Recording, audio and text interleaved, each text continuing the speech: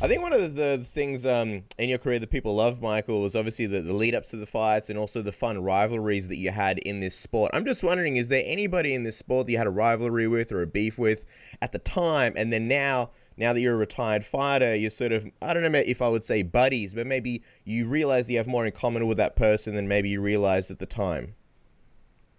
I would say most people, to be honest. I mean, like I'm a different person now from when I was fighting. That's for sure.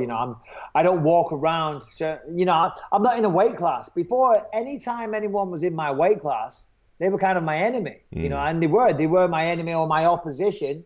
They were definitely my opposition, and I was always sizing people up.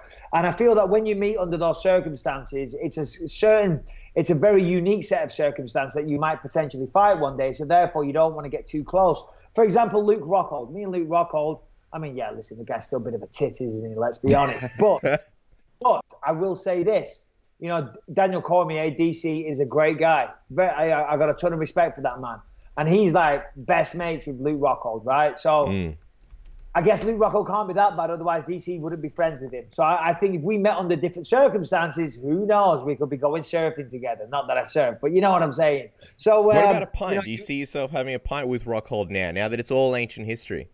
Yeah, I don't give a shit, mate. I don't hold grudges against anybody. Well, there's a couple of people back in England that if I get my hands on them, I'll wring their necks. But other than that, there's nobody professional. And listen, those days are behind me now.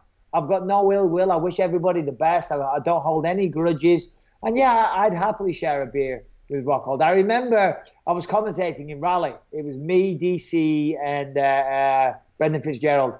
And DC, he's a bit of a bad influence. He was trying to get me out the night before with him and Rockhold. And I'm like, mate, listen, you don't want to do that. I'm working in the morning. If I'm going to be commentating, I don't drink the night before. Otherwise, things get a little bit messy. But yeah, listen, I've got no qualms about having a beer with anybody.